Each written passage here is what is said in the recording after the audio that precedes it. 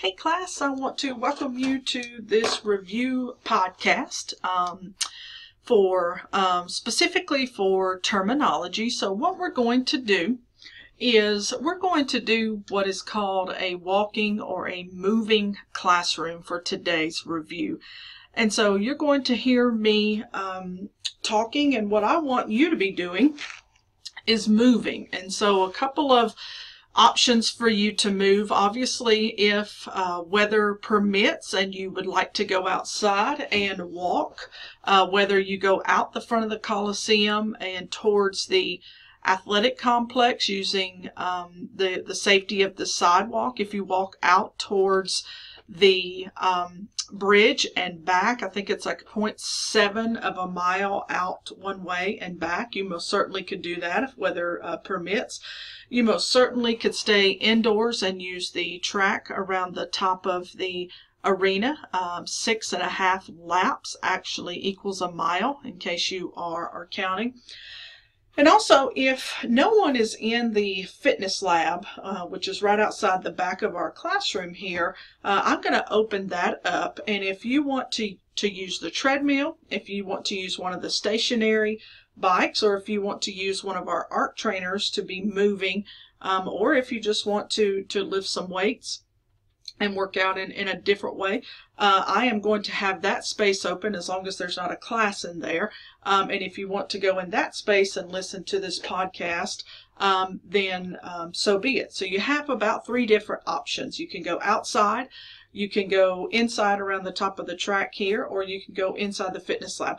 Whatever the case may be, I want you to be moving, okay, which is one of the reasons why I asked you last week to make sure you bring some headphones, make sure you bring some walking shoes or activity shoes, because I want you to be moving while we're doing this review. We know that there's research out there that shows us that the brain actually obtains information faster, it retains it longer. When an individual has some form of movement while they're trying to learn. And so we're going to sort of put this idea of a walking classroom into play today, and sort of see what we got going. Okay, so there's not going to be anything that you're going to have to watch on your screen. You're just simply going to have to listen.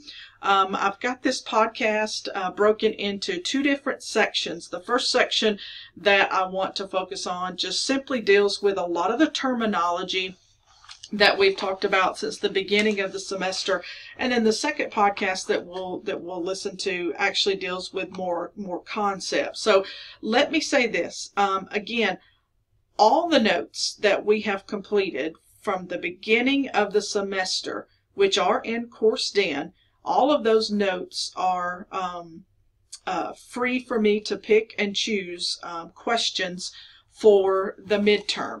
But what I want to do today is sort of give you a chance to sort of self-check. I'm going to talk very briefly about some terminology, and as I am talking about this terminology and sort of just giving you the reminder of the definition, I want you to sort of double check and make sure that you understand what that term actually means and how it applies to sort of the coaching concept. When we finish with our podcast today, you'll come back into the classroom and have an opportunity to be able to ask any question about a concept that you don't understand before we obviously take our midterm on Wednesday. Okay, so let's go ahead and start talking a little bit about some terminology. So this podcast will go a little bit faster than the concept one. But one of the terms that we've mentioned quite frequently within our lecture is ambivalence, or another way that it's termed sometimes is ambivalent. So ambivalent or ambivalence, again, really deals with the whole concept of the purpose of motivational interviewing, which we know the whole purpose in motivational interviewing, which is a counseling skill, is to help someone who is ambivalent to change, which that means basically that they are resistant. Okay, so the whole concept of being ambivalent means that you are resistant to change. Another term that we talked about in the teen concept notes, those are the narrated notes, was emotional intelligence, that health coaches need to be able to practice emotional intelligence. And really what that means is that you're able to recognize your feelings as well as the feelings of others. And again, emotional intelligence really involves 4 specific areas. It is a self-awareness piece, there's self-regulation, there's empathy, and there's social skills. And all of these are components of what the health coach needs to be able to practice as far as being self-aware of their current feelings, how to regulate, so self-regulation of those feelings, how to empathize with their clients, and how to use social skills to interact. Okay, so that's essentially what emotional intelligence is telling us. Okay. Another term that we talked about was called splitting.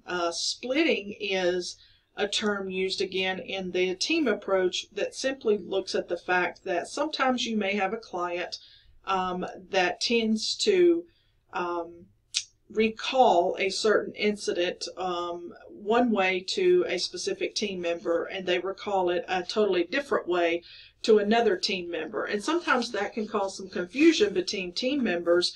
And when you have that confusion that starts, there evidently is going to be a team member that thinks that there's something sort of fishy going on here with this client and may want to sort of pull back and release from the opportunity to work together. And so, again, a client sometimes may not necessarily be doing this on purpose. They may just not recall, or they may be embarrassed to tell one specific team member something that they did or did not do versus another team member. So just know that it's really important to always keep that communication open between team members when you feel like you have one that may be sort of splitting, so recalling a situation different from one team member to another. Okay, so another topic that we talked about was operant conditioning, and this was sort of at the beginning of our health belief chapter. Operant conditioning is really based on the fact that behavior influences consequences and vice versa, or consequences actually influence behavior. And one of the terms that we include in the ABCs of operant conditioning is what we call antecedents. And basically antecedents are really just stimulants. Okay, so what is the stimulant within that situation? What is the trigger, if you will, that is causing that behavior? Another term is self-efficacy. We've used this term quite a bit, but self-efficacy essentially is that belief in your own self to be able to achieve a specific task or a goal. Another term that we most recently talked about was not really, I guess, so much a term, but sort of a concept, or basically the name of a form, which is decisional balance. And we know that decisional balance is part of the whole trans-theoretical model, so the different components of the trans-theoretical model. And so decisional balance is really looking at what are the advantages or the disadvantages, or some people call it what are the pros and cons of a specific behavior. So what would be the advantages and disadvantages of starting an activity program, or what are the pros and cons of changing your everyday routine to be able to manage stress. So sort of looking at what outweighs the other, and if you make one specific decision towards an action, is it going to be a positive or a negative influence on the other? Okay. And so another thing we've talked about is rapport, building rapport with clients. And so basically what building rapport really means is that you're building a trusting relationship. So building rapport, building trust at the same time. So you're finding that common ground and you're building that connection with that client, which is so important. We know at the very beginning stages, almost at that first initial interview, it's very important to find some way to find common ground, to build that rapport and start to develop that trust between. So another term that we've talked about is self-reliance. Really, this is the end-all, be-all goal for us as health coaches when it comes to our clients, is that we want our clients to be able to be self-reliant at the end of their time spent with us. And essentially what self-reliance really means is that they then at that point can intrinsically rely on themselves to be able to make the decisions that they need to make in order to continue living that positive, healthy life. Okay.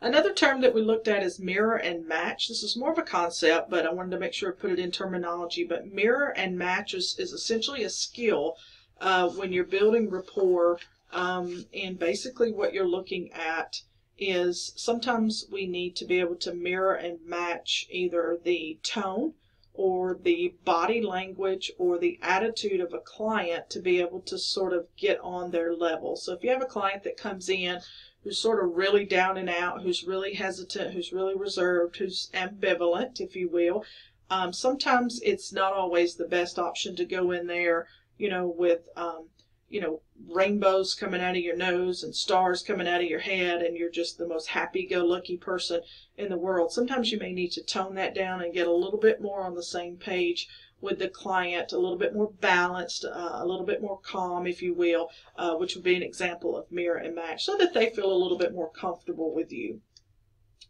Another concept that we talked about is the DISC model of personality. And really sort of that DISC model of personality. So the D, the I, the S, and the C have specific meanings. And we know that we talked about the D, which most people are familiar with, being sort of that dominant personality, if you will. And so we didn't have a lot of dominant personalities per se in the classroom, but a few. So basically here what I'm looking for is that you know that the D stands for dominant.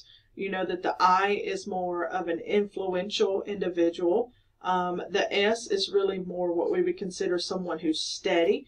And the C is going to be compliant. Okay, so they're cautious and careful. And so what you'll want to know, obviously, is what does it mean for someone to be dominant? So, for example, they're very direct, they're decisive, and they're very much a doer. What does it mean for someone to be influential? So they're inspirational, they're interactive, they're interesting, and then so on and so forth. Okay, so make sure you sort of know those characteristics of each of the areas of the DISC model there. Another thing we've talked about is called evoke or evoking, and that essentially just sort of means that you are I guess what's a better way to describe evoking is that you are really sort of pushing, I guess, this idea of being able for them to be able to make that change. So you're evoking, so you're, I guess you would say, influencing, or you're bringing or you're recalling something to the mind of the individual.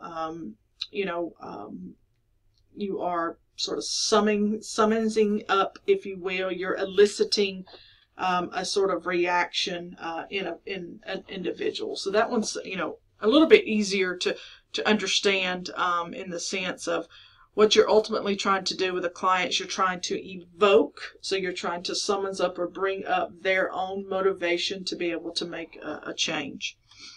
Another thing we talked about is OARS, and OARS is basically when you look at the four main components of motivational interviewing. So what I want you to know here is, what does OARS stand for? What are the four components of motivational interviewing? And so OARS, again, open-ended questions, affirmations are important, reflections or reflecting, and then summary. Okay, so what are the four main components of motivational interviewing, and what do they sort of stand for? What do they mean? Another thing that we talked about that we're going to get ready to look at in a little bit more in depth with this diversity project that we have here for our particular course, and I've waited until we got to the midpoint because it doesn't take long to finish, but I want to make sure that we have some time to explain it and sort of go over what it actually is. But this whole idea of cultural competence, and so cultural competence is really the ability, I guess you will, to understand, to be able to communicate with, and effectively interact with people across different cultures. Okay, so we're going to do an activity with cultural competence, but when we look at what is cultural competence, that's really what we're focusing on there, is really the ability to understand, communicate with, and effectively interact with people across different cultures. Another term that you may pop up and see is affable, A-F-F-A-B-L-E. Affable, again, really has to do with, are you approachable and are you friendly? Okay. We also talked about niche. What is, a health coach's niche? And so one of the things I want you to make sure you understand there is, what is a niche? It's really sort of a focus area. That's really what we're looking at when we look at a focus area. A lot of times it is more beneficial for health coaches to actually have a specific niche or to have a focus area. And we did work on an activity with this in the class. An HRA. What is an HRA? Well, again, an HRA stands for Health Risk Assessment. This is a particular form that I would have all of my clients fill out, regardless of what they're trying to achieve. But it essentially looks at a broad sort of, what is their risk when it comes to their health? And sometimes it's easy to use a health risk assessment in the sense to be able to determine what are they most at risk for when it comes to their health. And maybe that's sort of where you start with your planning. We also looked at, sort of in our last chapter here, we looked at some informed consent. We looked at what is the difference really between informed consent and assumption of risk. And again, informed consent means that you agree to allow the individual to perform services for you despite risks that may occur. Okay, so that's what an informed consent is.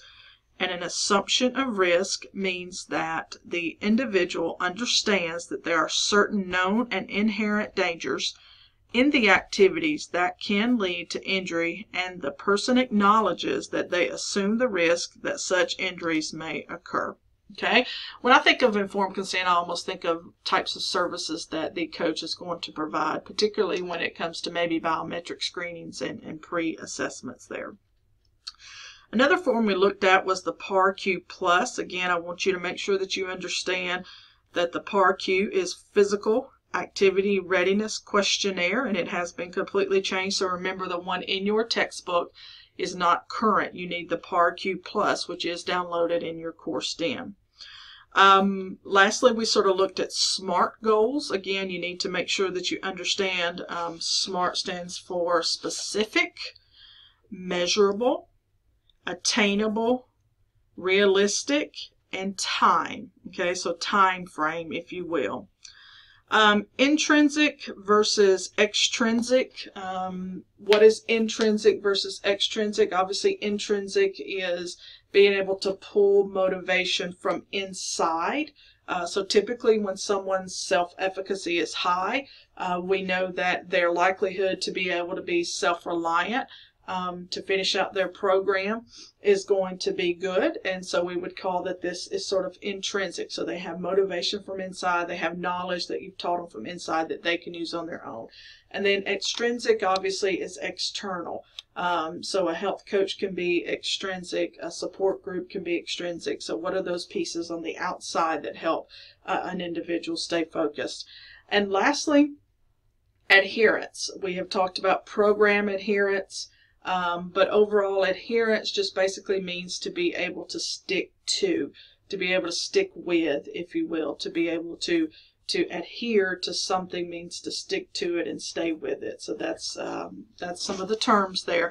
So again, that's some of the terms that I want you to make sure that you are that you know and that you understand how they work in the concepts.